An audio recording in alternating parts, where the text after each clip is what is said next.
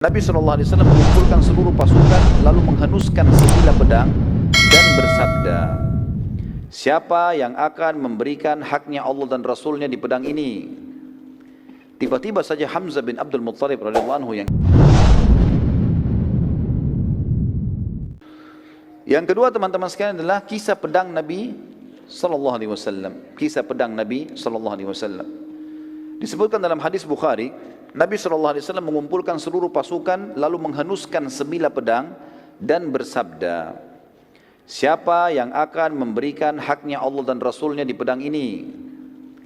Tiba-tiba saja Hamzah bin Abdul Muttalib radhiyallahu anhu, yang kita tahu memang dia yang paling besar semangatnya untuk keluar menghadapi musuh, dan memang Allah karuniai dia mati syahid di situ. Tiba-tiba berdiri dan mau mengambil dari tangan Nabi SAW. Nabi SAW tarik. Hamzah dikenal dengan singa, orang yang sangat luar biasa, perkasa, pemberani. Lalu Nabi SAW ulangi lagi. Setelah Hamzah mengatakan, aku ya Rasulullah, Nabi SAW tarik. Nabi SAW ulangi lagi, siapa yang mau memberikan haknya Allah dan Rasulnya di pedang ini? Berdiri yang kedua Ali bin Abi Thalib radhiyallahu anhu. Orang juga yang muda tapi kuat sekali, punya kekuatan fisik, keterampilan perang. Nanti kita lihat keterampilannya luar biasa kalau pada saat kita ceritakan tentang kisah perang Ahzab. Maka Ali pun berdiri mengatakan, saya Rasulullah, langsung mau memegang pedang itu. Karena dianggap ini kemuliaan, pedangnya Nabi SAW dikeluarkan lalu dikasih. Siapa yang mau berikan hak Allah dan Rasulnya di sini? Ternyata Nabi SAW tarik lagi. Suruh Ali duduk. Ulangi lagi, siapa yang mau memberikan haknya Allah dan Rasulnya di pedang ini? Berdiri Zubair bin Awam, yang sudah kita tahu kisahnya. Di perang Uhud, di perang Badar, bagaimana dia membunuh Abu Kabs. Melempar tombak, di antara dua matanya tembus sampai ke otaknya, gitu kan. Berdiri mengatakan, saya Rasulullah. Nabi SAW tarik lagi, suruh duduk. Diulangi lagi, siapa yang akan memberikan haknya Allah dan Rasulnya di pedang ini? Mikdad berdiri. Mikdad ini diisyaratkan oleh Umar bin Khattab seperti kekuatan 1000 orang. Suaranya keras, cepat kalau menyerang, macam-macam keterampilannya. Berdiri lagi, aku ya Rasulullah, mau dipegang lagi. Ditarik lagi oleh Nabi SAW, suruh duduk. Diulangi lagi, siapa yang mau memberikan haknya Allah dan Rasulnya di pedang ini? Maka perlu digarisbawahi teman-teman sekalian, keempat sahabat yang sudah lewat ini dianggap ini jawaranya muslimin. Keempat orang ini, bahkan setiap orang di antara mereka bisa dihitung kekuatan 1000 orang.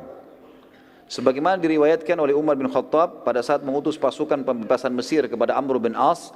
Waktu itu Amr memiliki 8000 personil, dan Amr tulis surat kepada Umar bin Khattab yang berbunyi, wahai Amirul Mukminin, genapkanlah pasukan kami 12.000 sehingga kami mendapatkan hadis Nabi SAW, tidak akan dikalahkan umatku yang berjumlah 12.000. Ya.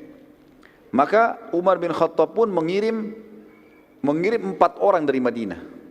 Kan jumlahnya 8.000 kan? Butuh berapa ribu sekarang? Untuk 12.000 butuh 4.000. Umar bin Khattab kirim 4 orang, bukan 4.000. Yang dikirim itu adalah diantaranya Mikdad, yang ini. Diantaranya Zubair bin Awam, diantaranya Sa'ad ya, bin Abi Waqqas. Ya, ini dikirim. Maka mereka punya kekuatan yang luar biasa. Maka setelah keempat sahabat ini ditolak, dan Nabi SAW masih ulangi, siapa mau memberikan haknya Allah dan Rasul di pedang ini, mereka saling lihat satu sama lain, kira-kira siapa nih? Ada satu sahabat mulia, pintar, cerdas orang ini, yang kita kenal dengan Abu Dujana, Syammah radhiyallahu anhu. Beliau mengatakan, ya Rasulullah, apa haknya Allah dan Rasulnya di pedang itu? Ini yang Nabi tunggu ini. Jangan main langsung ambil, tanya dulu untuk apa ini, apa haknya. Bukan main ambil terus mau diapain pedangnya. Ya. Maka Nabi SAW mengatakan kalimat yang mulia teman-teman sekalian. Dan ini kita bisa lihat bagaimana rahmatnya Nabi SAW bagi kafir zimmi. Orang-orang kafir yang di bawah naungan pemerintah Islam. Beliau toleransi, beliau memaafkan, beliau memberi. Tapi di medan perang beda lagi sama kafir harbi ini. Tegas sekali beliau mengatakan, engkau mengambil pedang ini dan engkau menghantamkan pada musuhmu pakai perang sampai bengkok. Bisa? Bisa. Baik, Abu Dujana diambil.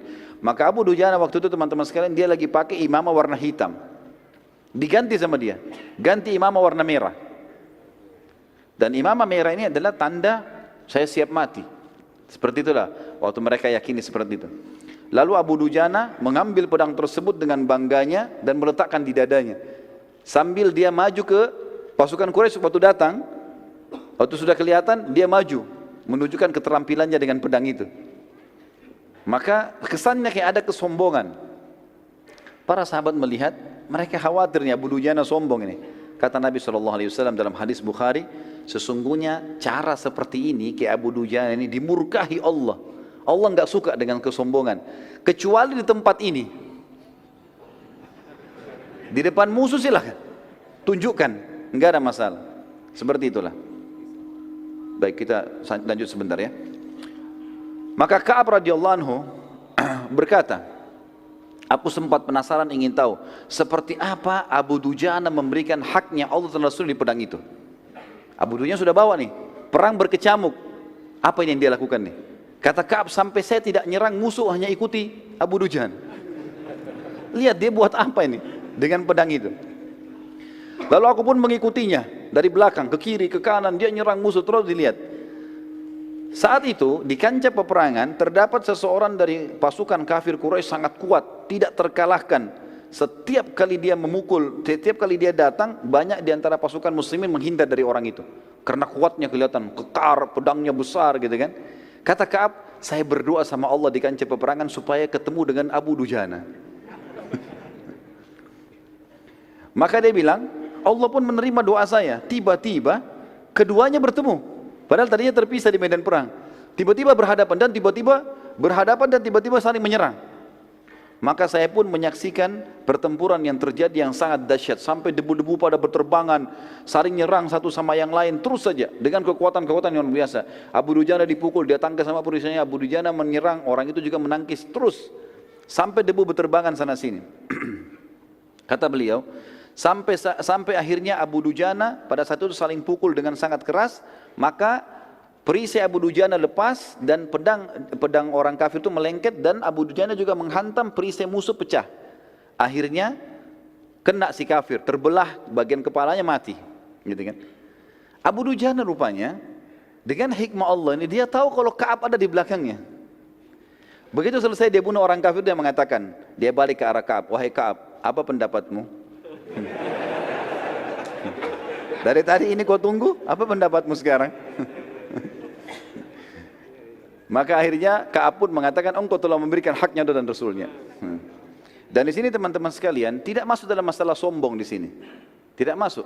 Fa'amma binikmati rabbika fahaddits, masuk dalam firman Allah di sini. Dia melakukan apa yang Allah Rasul perintahkan, maka dia bisa mengatakan, saya sudah melakukan. Sudah lihat kan saya sudah lakukan? Gitu. Seperti itulah ya. Bagaimana hajimu kemarin? Ya saya sudah coba lakukan semaksimal mungkin. Enggak ada hubungannya dengan riya, kecuali dia niat untuk itu. Jadi harus dibedain mana yang boleh, mana tidak boleh. Maka di sini Abu Dujana tidak sama sekali hubungannya dengan riya, tapi beliau tunjukkan karena ini orang yang mau lihat nih, saya sudah kasih haknya. Sampai kalau bukan pedang ini bengkok, kepalanya dia yang bengkok gitu kan. Allahu a'lam. Baik, kita lanjutkan sebentar insyaallah dengan kisah-kisah yang lain.